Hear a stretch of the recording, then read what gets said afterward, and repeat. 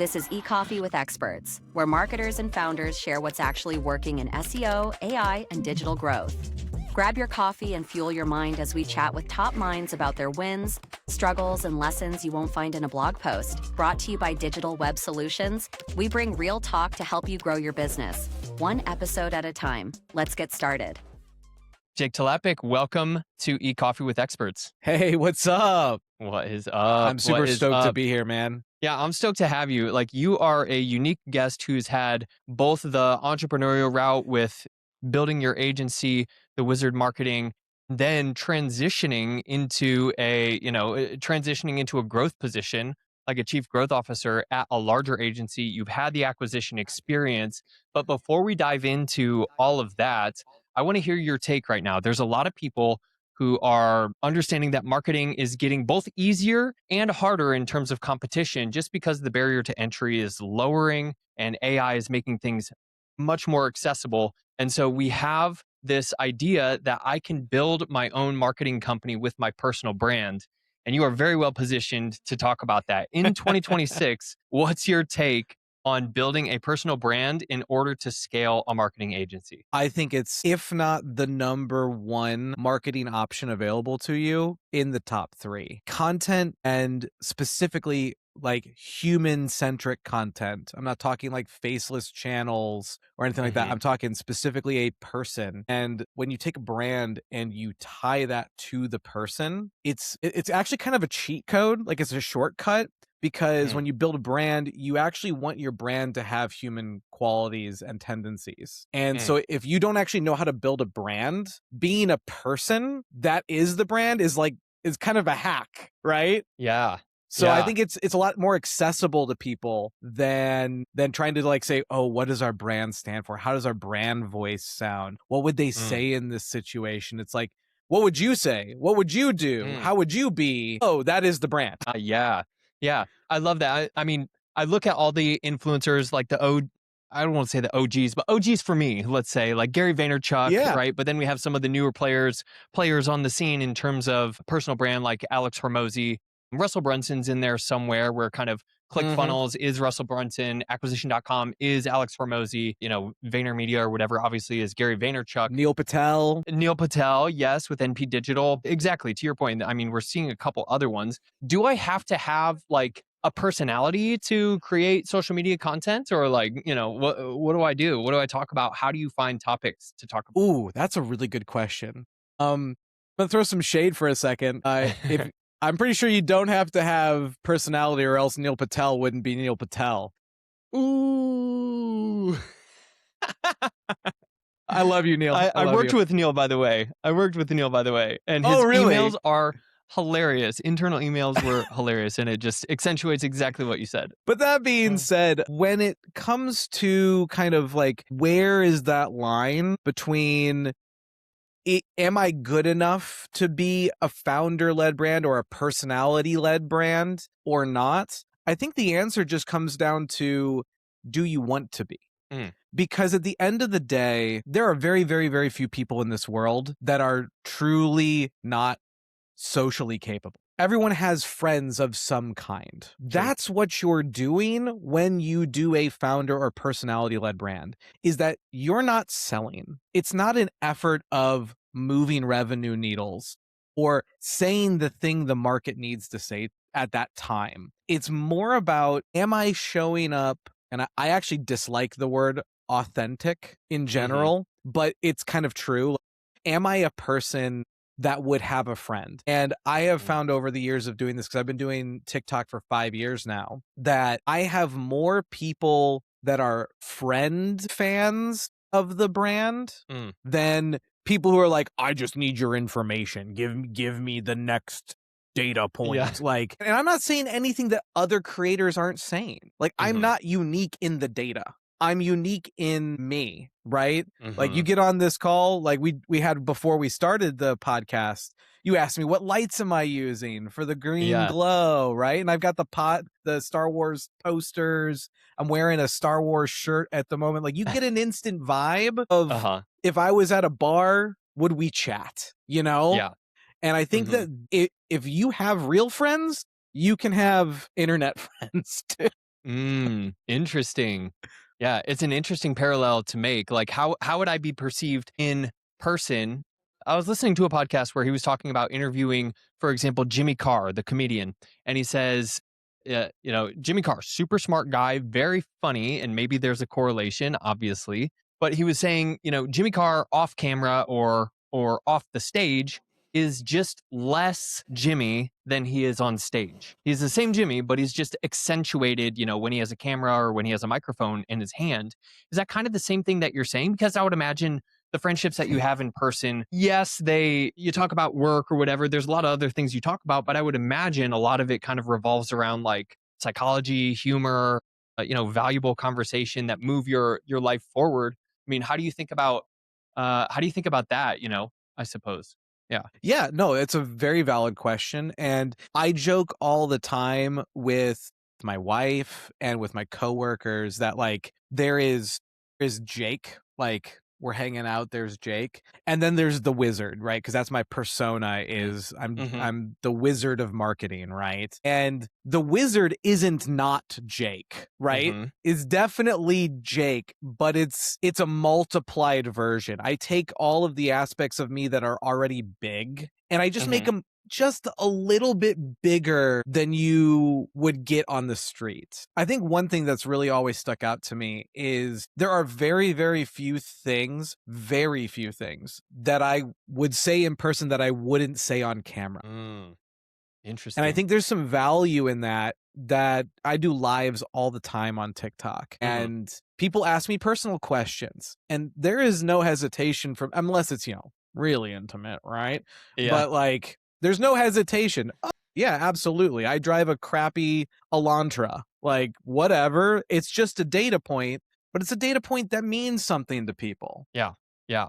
Shout out to Elantras, by the way. Dude, yeah, I've had it for a Yeah. long time. It's great. It's also a piece of crap, but it's great. Yeah. I had an Elantra as my first car. Funny enough, a couple years ago, I got rid of it, and my fiance upgraded to a new Elantra. We live downtown in Phoenix. I work from home, so like we pretty much go everywhere together. But yeah, the new Elantras are pretty nice. They're yeah. But it's funny that you say that because talking about Elantras on like a marketing podcast or a marketing live or something, you're curating, and I just had a conversation about this earlier.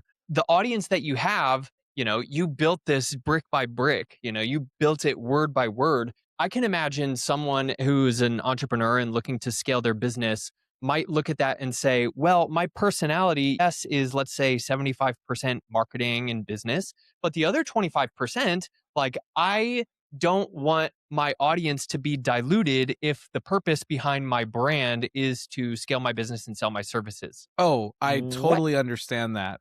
Yeah. Totally understand that. Here's the secret sauce. And we do this for our clients as well as ourselves, and it's the fact that no sale is purely data driven. There Hmm. is no purchase you make that is 100% data. I mean, it's why reviews are arguably the number one marketing thing you can do is just to get Yeah. reviews because you're taking someone else's emotion and you're transplanting that into a prospect, right? Mm. And you can't have emotions with just someone who's raw data. If I came in Mhm. and I was like, oh, well, you need SEO and you need to do schema markup and you need to do your alt text and make sure that your content is topically dominant and it's going to be this much and it's going to take 12. Exactly. Yeah. It's not going to do anything. But if I come into the conversation and I look in your background, I go, oh gosh, you read, the latest Brandon Sanderson book. Great. Let's have a conversation about that. Oh, remember the SEO thing? Yeah, whatever. We can do it. Right. Mhm. Like the relationship is the tipping point for most people. And so Mhm. that's what your content, your video strategy, your founder-led brand is going to do is it lets you have relationship in mass. It's bringing up something for me, which is I read a newsletter the other day that I can't remember who it was. I think is his name Brandon Coe? He has a podcast called CoCast anyway, where he's saying value-based content is dead. And I was like, oh, obviously it's a contrarian hook. But what he's saying is information is widely available. And it's no longer the case of like, you need to have, the 1, 2, 3 steps, or like, here's my proprietary framework. Yes, that is still important. And that is what many agency owners would say is the way to go, is to niche down and then become a category owner and have a proprietary framework with a name and a brand that you back, or that you are in front of, rather. But the value based content argument, what he was saying is now it's about taste and connection and relationship building, because a lot of people can execute marketing, they can put together PPC. Meta is getting better at education and allowing people to run ads. So it's really about like, who do you connect with? And even if your audience is what it sounds like from you, even if your audience isn't directly your ideal clients, they at least know somebody and you'll be top of mind for them when the conversation comes up. 100%. One of my favorite stories, it's not my story, I wish it was, Mm. but Gary Vaynerchuk, Gary V, Uh-huh. obviously a legend, he tells this story about how there was a client that he wanted. He knew that there was this client that he wanted to go get. And rather than cold call, email, send him a thing in the mail, he got on Twitter, he followed the guy, and he drafted the same fantasy player for his fantasy baseball team as him. And he would talk in his comments about this fantasy player that they had both drafted. And over the course of 3 months, opened the door, got the account. And it was like, at no point was he selling. None of that was built on, oh, well, we're going to increase your ROAS by 20%. It was, I like you. Yeah. And I think we downplay that so much in an era where we were so analytically driven. Like, I do think we're entering a new era of marketing away from analytics, because omnichannel is so important, because journey is so important. And also because we have less control with AI in the mix. You have less visibility than we did the past 10 years, which is insane to think about. Amazing. But Yeah, it's what the true. heck? Yeah. Yeah. So tell me a little bit more about that, right? I mean, obviously as chief growth officer at Finch, you kind of have to be, I would imagine, data driven. Like, you have to have analytics and reporting, obviously, to show ROAS or return of some kind to your clients and to the business, to the other execs or the C-suite.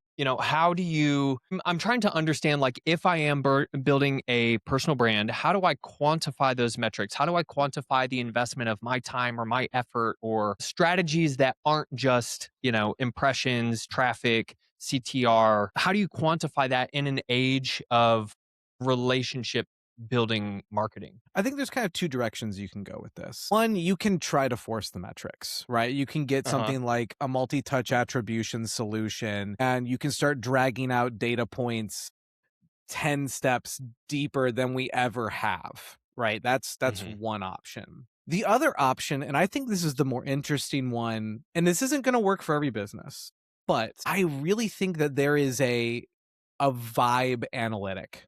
Are my clients happy? Are my clients referring other potential clients? Am I getting play on the internet or in the zeitgeist without me initiating it? Are the right types of people communicating with me in the wild?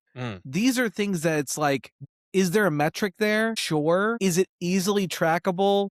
And is that really a worthwhile thing to chase after? I don't know if that's necessarily true. So, for example, my company, Finch, we run on an EOS model. If you've ever heard of an EOS model, I'm sure you have. It's just a business there it is, traction. There it is. Yeah.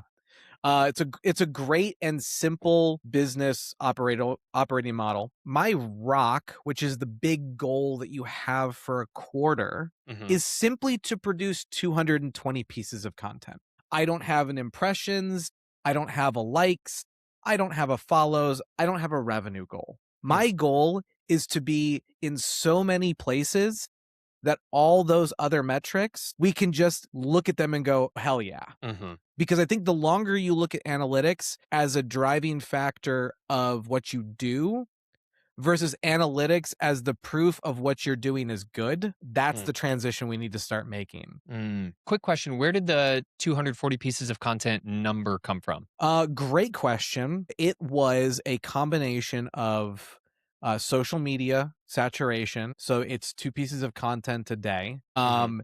And then on top of that, we want to release what we would consider a long form piece of content, which is just 5 minutes plus Okay. on a more evergreen platform like YouTube. Okay. So that gives us, what is that? Another 12 pieces of content. And then we have internal support videos with like onboarding and initial client objection handling and newsletter drops that kind of fill out the rest of that gap. Okay. Cool. Yeah, I wasn't sure if that was like also, how do I say this without being crass, like touchy feely of like, I think this is the right number, or if there was some sort of like data behind it, like the data says that 2 pieces of content plus one long form plus, the combination of short form, long form plus written, thought out content like a newsletter. It sounds, yeah. Jump in there. That is our video content number, by the way. That is not Okay. that is not including blogs. That is not including social media posts that are static or whatever. That's not including newsletters. That is pure creative video. And one of the reasons why we're kind of quadrupling down on video is over the last 6 months, there's been a really interesting trend on social where the views per new video have significantly decreased. When I started on TikTok, a bad video for me was anything less than 20,000 views. Like that was a underperforming video. Now, if I have a video hit 2K views, that was a solid winner. Really? Again, I'm down in a niche. I'm not in entertainment. I'm not funny cat videos. You Yeah. have to take some perspective on the whole thing. But my overall monthly view count has remained almost the same, and that is because people are searching on social and finding videos that I published in 2022 and watching those. And so the plan is not 180 social videos this quarter are going to produce X number of views. It's I'm hitting 180 potential talking points that over the next 3 years will hit the right people at the right time to be impactful. And you probably have to think, with those, let's say 180 talking points, everything's changing so fast with AI. There's a new, 500 tools that are released every day. Obviously, as an agency owner, I have shiny object syndrome. I self-proclaim ADHD, whatever, and I know I'm not alone. How do you? I mean, and maybe there's not an answer. It might just be like talking about whatever's hot right now, but how do you discern of like, okay, how can I take this seeming trend maybe with it, whether it's a tool or a strategy, and then tie it back to marketing fundamentals? Is that even something that you're concerned about, or are you just kind of following your experience and intuition? Here's my playbook. The reason for the 180 is that's 2 videos a day. One video is dedicated to what I would call social search. It is a concept that's going to stay evergreen. SEO, schema markup, image alt text, topical authority, interlinking, PR, whatever it is, right? Those are evergreen. They're not going away because that's how the internet's functioning. When we get to the AR era and we have a new version of the internet, different conversation. So 1 video a day, I am committing to the search. It's my blog, my video blog, if you will. The other video is whatever the heck Jake wants to talk about on this given day, no matter what. So it might be a news story. It might be something silly. Like I had a little bug that my kids listen to these nighttime meditation videos that like, you are in a tree forest and you see a squirrel. Don't think about the squirrel. Like that kind of stuff. Your toes uncurl, whatever it is, right? And I was like, what if I made one of those that was for marketers and it was all inside jokes? Like the day is over, close your Slack. Like, stuff like that. That was just a total joke. So I made that. But I also made a video that day about, what is myrrh, So it's like, I think it's good to get that spread out there. Yeah. So tell me a little bit more. All right. So we've covered a lot of brand, personal brand, agency work, right? How one of the main channels for growing your agency is video, whether that be short or 5 minutes plus. All is valid. All is good. Tell me on the other side of that, we're talking about, we've got the wizard and then we have Finch, which is like an entity. Mm-hmm. As a listener, if I am a marketing leader, a CMO, or a head of SEO or whatever at a brand, and it's not necessarily my job to drive acquisition and drive growth, but it is my job to exceed market expectations of like visibility, search, all of that. How do I get better in 2026? I'll give our playbook because I think it's relevant. Our objective in 26 with our clients is to educate on the understanding that omni-channel marketing is the only marketing. Tell me more. Meaning that there's a lot of companies out there. I talk to people all the time. I don't know why that sounded so presidential, if you will. I talk to them all the time. They're great They all say clients. the same thing. But a lot of companies have built their business on sometimes no channels, right? Okay. Referral-based businesses. Ooh, those are terrifying to me. But like, Good Lord. hey, we've got really, really good Facebook ads, and that drives 80% of our margin as a company. These channels, to your point earlier in the conversation, are becoming more accessible. They're becoming easier. I'll tell you the thing that doesn't change though, the availability. You know, there's not more people going to Facebook. There's not more people at that much of a clip, right? There's more people advertising. Sure. There's more people chewing up channels than ever before. And the saturation on these channels is kind of getting disgusting. Like if you scroll TikTok nowadays, about every 6th video is a sponsored video. Mm-hmm. That's a lot. Yeah. Mm-hmm. Right? And so people are more immune to this advertising era that we've been in.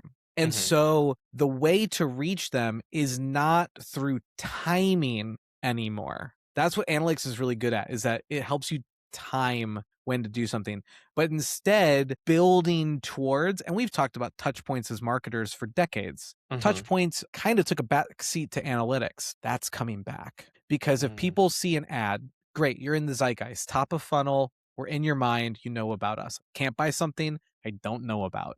But then I go and I check out Austin's great podcast. Oh, wait, who's this guy? He's talking about, SEO, or he's talking about, programmatic advertising or cold email or whatever the shtick of the day is. Oh, I'm not doing that. That's kind of interesting. And I saw the ad for them. They're over here too. Oh, that's and then maybe you get a cold email. You see, oh, maybe I'm going to search them. Or maybe I'm just curious about cold email. So I go in ChatGPT, how do I do cold email? And it gives you all the reference. Oh, they wrote a blog article. And it's just like you're building trust. Whereas in the past 10 years of marketing, it's been all about timing. And I think that's where the major shift is for me, is that omni-channel is inherently trust building. Why does Coca-Cola still buy billboards? They're the biggest soft drink on the planet. They want to remind you. They want to stay up here on your mind all the time. Yeah. And then you have the analytics people who are, up in arms saying that, well, these guys actually, the traffic is attributed to the cold email. They clicked on the link. So therefore our cold email is working. However, now we have this multi-attribution kind of touch point type of thing. We don't really know what the needle mover was, or what the, I guess, tipping point was. But you're saying that education, you are educating your clients that you need to be omni-channel, whether that's through your own, I guess, personal brand or persona of the brand. It doesn't necessarily have to be your personal brand, but a persona that understands the target audience, whether that's a person or a Coca-Cola polar bear or something like that, across all channels. Let me ask you this question. Should you run TV ads or just light your money on fire? You read my old article.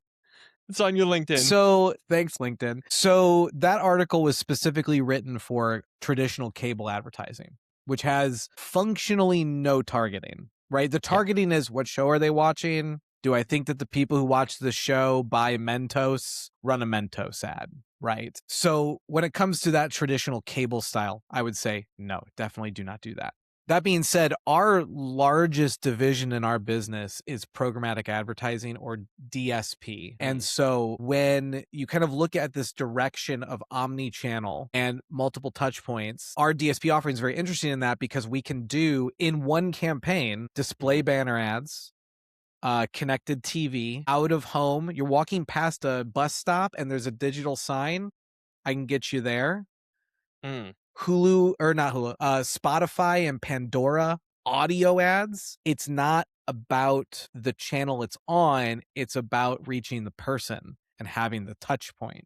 And so what we see quite frequently is we might run a program at somebody who's been running Facebook and Google for years, right? They've got a ROAS. Let's be generous and say they've got an 8 ROAS on both channels. Wow. Whoo, they're having a great time. Yeah. Okay. Nice. Why do I need to spend anywhere else?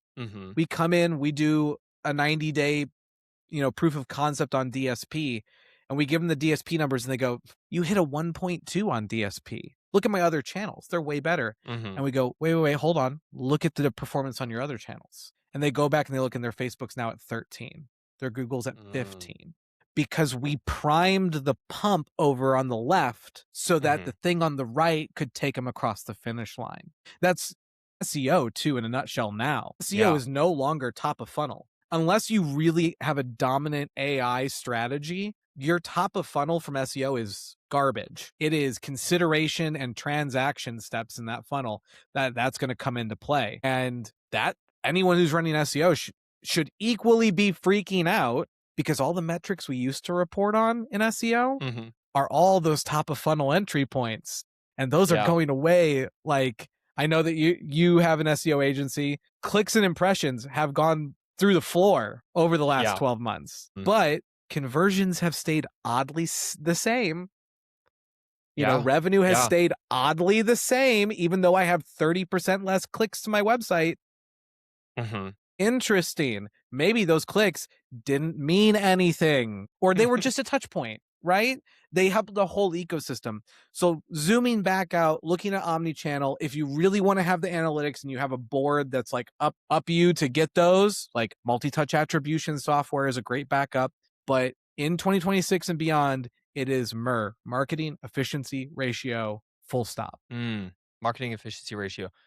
You just said something. Oh, I was going to ask, do you have a software recommendation for the multi-touch attribution? That's a great question. There are a bunch out there at very wildly different price points. My recommendation to you, everybody likes a different visualization. Some people are spreadsheet people. Some people are PowerPoint people. Some people like graphs. All of the multi-touch attributions out there that I would consider like the top of the market, the 5 to 10 that are out there, all present data so differently. Whether it's the customer journey or how they're reporting channel-specific MER, you need to find one that makes sense for the way that your data needs to be reported. That being said, we use funnel.io at Finch. Okay. We've been using them for our analytics for a long time, and they happen to have a multi-touch as well. So we don't use GA for most of our accounts unless they're on the lower end. Yeah, we'll be kind. I know what you mean. Yeah. No one's a tier 3 client. Everyone's a tier 1. Yeah, exactly. You all get treated the same. We're all about equality here. Yeah. Oh my gosh. Can I tell you something funny? I don't think he'll listen to this podcast, but I had a basically a demo call from a PPC lead the other day, and I walked him through everything, and he's like, "Man, yeah, I get it. Like, I haven't been able to crack this search thing. It's in a competitive industry in a B2B industry in Las Vegas. And what's really holding me back is like building links. I can't seem to like build the right links. I get a lot of spam, and I have negative reviews either about the company or about me personally." And I'm like, huh, he seemed like a okay guy.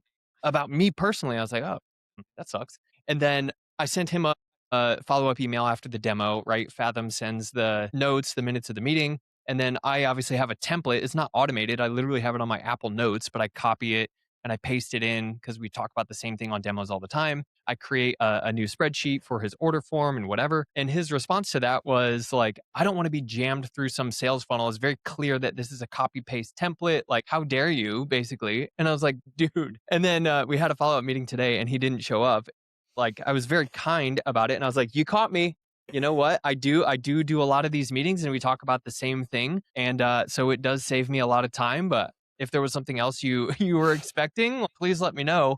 And he just ghosted me. So what I'm saying is everyone is a tier 1 client and everyone is a special snowflake. However, we do have a business run. Absolutely. So I was like, where are those review sites so I can contribute? Absolutely. Hey, you know what? You get custom when you pay for custom. How about that? Yeah. Yeah. I like that. As we kind of wrap up here, Jake, tell me the marketing efficiency rating. You'd mentioned that a couple times, and I really like that metric. How do you calculate that? The thing I love about marketing efficiency ratio is that it is the simplest marketing statistic you can do. Okay. And here it is. How much did I spend on marketing? How much did I make from marketing? Divide. Is it a 6? Great. For every dollar you spend in marketing, you make 6. Is it 0.5? Oof. Every dollar you spend, you only make back 50 cents. It makes things so clear. And you can do MER on any scale. You can do it company-wide. You can do it by channel. If you have 20 Facebook campaigns that are running, what's your MER? Because you might have 3 that are retargeting that are closing at a 27 ROAS, and you have 3 that are at the top of the funnel that have a 0.2. But if you take those off, guess what? Your retargeting dies.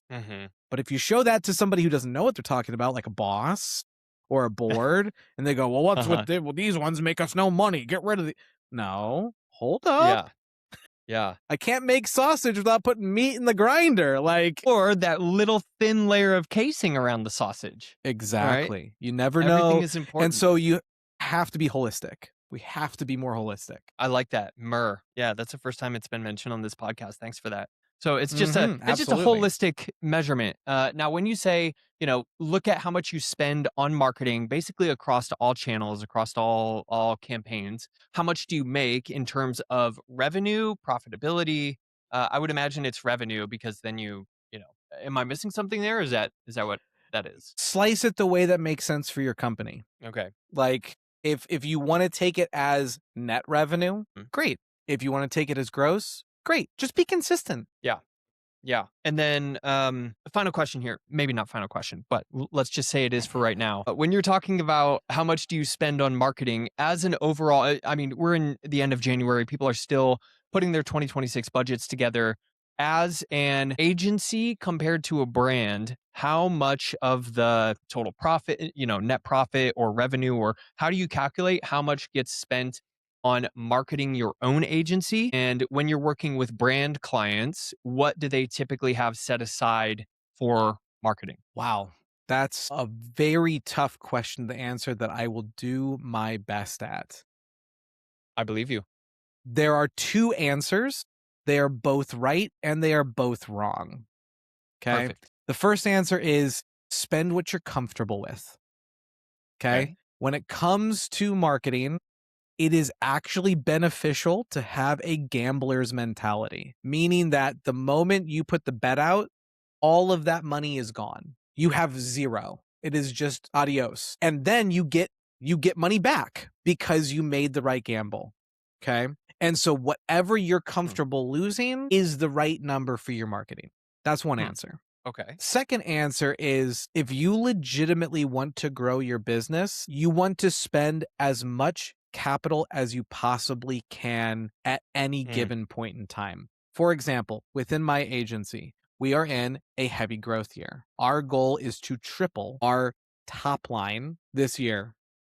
It's a big goal.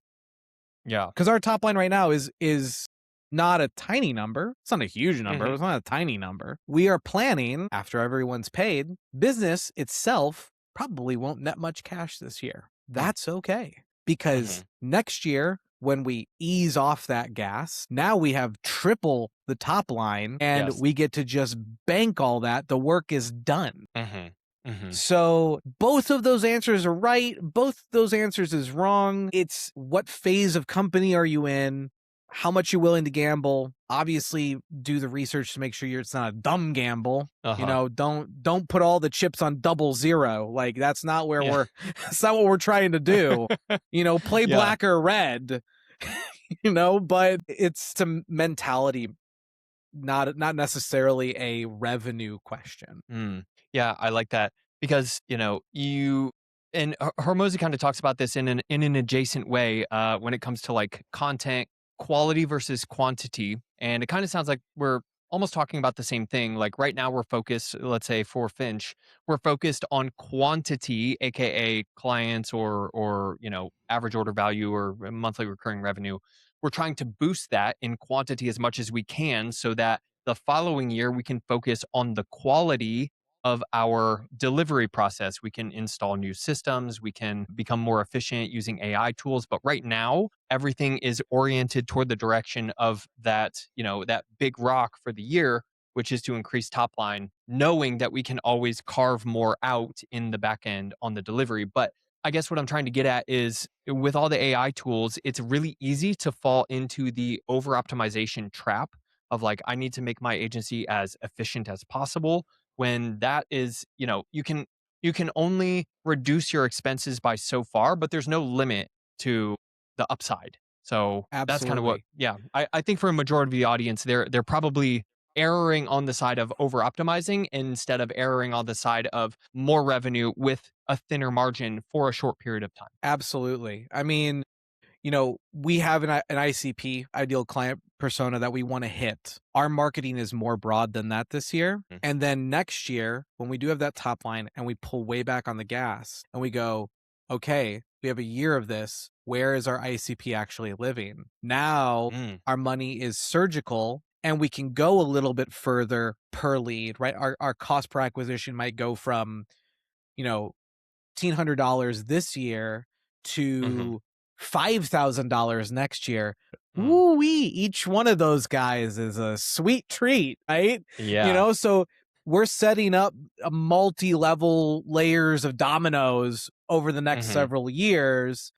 If we don't have a top line this year to enable all of that, it doesn't matter. And so Hmm. being too cautious in marketing, I need to specify that. Hmm. Being too cautious in marketing is more detrimental than being overzealous. You don't want to spend too little. You don't want to spend too little. Here, Mm. as a person who's done a ton of content, right? I've produced Uh-huh. over 6,000 pieces of video content. The ones that suck, no one knows because they don't get Mm. play. They don't get seen. They drift off into the nothingness.